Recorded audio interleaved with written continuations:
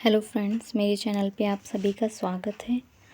आज से हम कॉन्ट्रैक्ट एक्ट की एक नई सीरीज़ शुरू करने वाले हैं, तो आप जुड़े रहिए। तो चलिए अब हम स्टार्ट करते हैं अपनी वीडियो को। तो जैसा कि आप देख रहे हैं, इंडियन कॉन्ट्रैक्ट एक्ट 1872 ये है इस एक्ट का नाम। और जी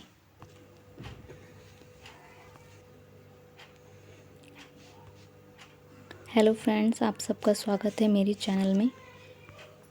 आज से हम कॉन्ट्रैक्ट एक्ट की नई सीरीज़ स्टार्ट करने वाले हैं, जिसमें मैं आपको कॉन्ट्रैक्ट एक्ट पूरा पढ़ाऊंगी, तो लास्ट तक बने रहिए। तो चलिए हम अपना स्टार्ट करते हैं। इंडियन कॉन्ट्रैक्ट एक्ट, इसका एक्ट नंबर है एक्ट नंबर 9।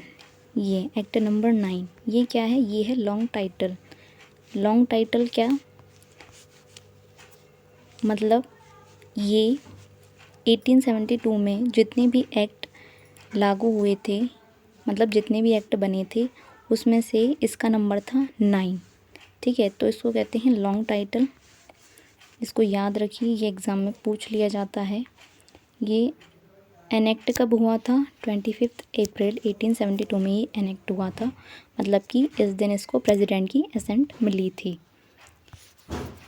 आगे देखिए, where as it is expedient to define and amend certain parts of law relating to contract. Define and amend.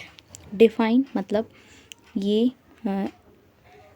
Law, contract law से रिलेटिंग सर्टेन पार्ट्स को define कर रहा है। And amend, amend का मतलब यहाँ है, अमेंड हम उसी चीज़ को करते हैं जब हमारे पास ऑलरेडी कुछ हो, उसी को हम अमेंड करते हैं। अब ऑलरेडी कुछ क्या मतलब?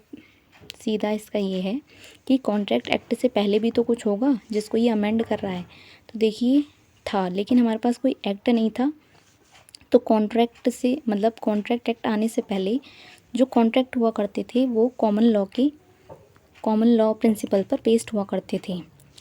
जब हमारी प्रिमिटिव सोसाइटी थी जिस टाइम पर, तो उस टाइम पर क्या हुआ करता था? बार्टर सिस्टम चला करता था। बार्टर सिस्टम क्या था? बार्टर सिस्टम मतलब एक्सचेंज ऑफ गुड्स। ठीक है, एक्सचेंज ऑफ गुड्स हुआ करते थे, जैसे गेहूं के बदले चावल। तो ऐसे ही लोग एक दूसरे को एक्सचेंज किया करते थे चीज़ें। ठीक है, तो ये डिफाइन एंड अमेंड करता है, ये एग्ज़ाम में पूछ लिया जाता है। आगे चलते हैं, प्रिलिमिनरी। शॉर्ट टाइटल क्या है इसका? शॉर्ट टाइटल है इंडियन कॉन्ट्रैक्ट एक्ट 1872, ये है इसका शॉर्ट टाइटल। ठीक है, एक्सटेंड एंड कमेंसमेंट, तो ये होल ऑफ इंडिया पर एप्लीकेबल होता है। और ये एनफोर्स में कब आया? It shall come into enforce on first day of September 1872। मतलब ये 1 सितंबर 1872 में एनफोर्स हुआ था, मतलब कि इस दिन से लागू होना शुरू हो गया। अब आगे देखिए, ये सेविंग क्या कहती हैं? Nothing here in content shall affect the provisions of any statute, act और regulation not hereby expressly repealed, nor any usage और custom of trade, nor any incident of any contract not inconsistent with the provisions of this act. मतलब कि क्या कह रहे हैं? Nothing here in content shall affect the provisions of any statute, मतलब किसी statute, act, regulation, ठीक है, usage, custom of trade, incidents of contract, अगर वहाँ पर मतलब ये इसके कहने का मतलब ये है कि जो भी ये स्टैट्यूट, एक्ट या रेगुलेशंस या जो भी हैं, ये कॉन्ट्रैक्ट एक्ट के ट्यून में होनी चाहिए। ट्यून में मतलब कॉन्ट्रैक्ट एक्ट से इनकंसिस्टेंट नहीं होने चाहिए। ठीक है, ये इसके कहने का मतलब है। अब आगे हम चलते हैं, interpretation clause. In this act the following words and expression are used in the following sense unless a contrary intention appears from the context, unless a contrary intention appears from the context। इसका मतलब क्या है? इसका मतलब सीधा सीधा ये है कि जो यहाँ पर लिखा हुआ है, जो इसमें डेफिनेशंस दी हुई हैं, उनको उन्हीं सेंस में समझा जाएगा जिस सेंस में लिखी हुई हैं, जब तक कि कोई कॉन्ट्ररी इंटेंशन नहीं दिखती। ठीक है, तो मतलब जो जहाँ पर लिखा हुआ है उसको उसी सेंस में पढ़ा जाएगा। तो सबसे पहले हमारे पास है डेफिनेशन प्रपोज़ल की। प्रपोज़ल क्या है? तो देखिए प्रपोज़ल क्या है। When one person signifies to another his willingness to do और abstain from doing anything with a view to obtaining the assent of that to such act or abstinent, he is said to make a proposal। जी, अब ये क्या कह रहा है इसको समझते हैं। ये देखिए, हाँ, तो ये क्या कह रहा है, one person signifies to another his willingness to do.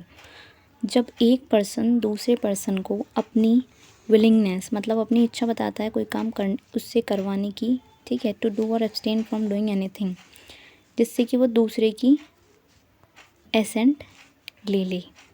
ठीक है, अब इसको एक एग्ज़ाम्पल से समझते हैं।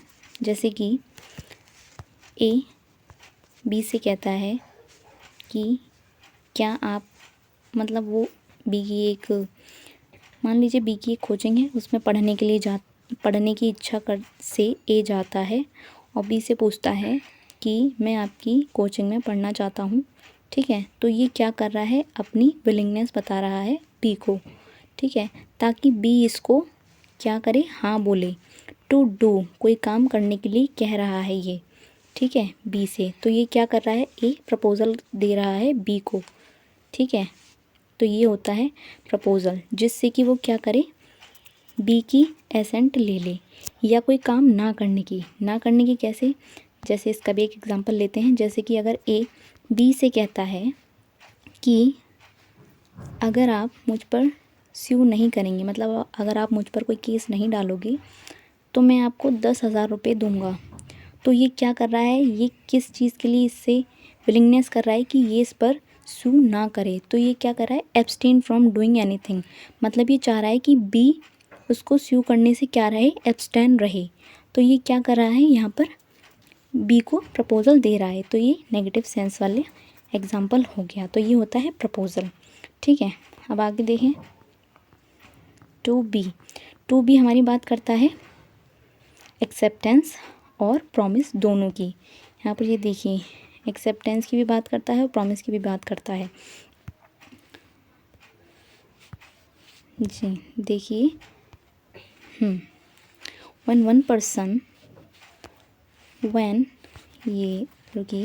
when the person to whom the proposal is made signifies his assent thereto, the proposal is said to be accepted. A proposal when accepted becomes a promise। अब यहाँ पर दो चीज़ की बात की गई है। यहाँ पर बात की गई है जब एक person when the person to whom the proposal is made, जो मैंने भी आपको एग्जांपल दिया था, ए ने बी को बोला था कि आप मुझे कोचिंग पढ़ा दीजिए। तो ए क्या कर रहा था, प्रपोज़ल दे रहा था। तो इस प्रपोज़ल को अगर बी एक्सेप्ट कर लेता है तो ये क्या बन जाती है, ये बन जाता है एक्सेप्टेंस। तो यहाँ पर सीधा सीधा ये है when the person to whom the proposal is made. यहाँ पर प्रपोज़ल किसको दिया गया है, बी को। तो बी जब उस प्रपोज़ल पर सिग्निफाइज हिज एसेंट, जब उस प्रपोज़ल पर अपनी एसेंट मतलब अपनी हामी दे देता है, तब वो क्या कहा जाता है, उस प्रपोज़ल को एक्सेप्टेड कहा जाता है, वो एक्सेप्टेंस हो जाता है। और जब प्रपोज़ल को एक्सेप्ट कर लिया जाता है तो वो क्या बन जाता है, एक प्रॉमिस बन जाता है। जैसे ए बी को प्रपोज़ल देता है कि आप मुझे पढ़ाइए, बी बोल देता है ठीक है मैं आपको पढ़ाऊँगा। तो जैसे ही बी ने इसको एक्सेप्ट किया तो ये क्या बन गया, ये प्रॉमिस बन गया। ठीक है, तो आज की वीडियो में दोस्तों इतना ही। आप जुड़े रहिए, बने रहिए मेरे चैनल पर। Thank you so much.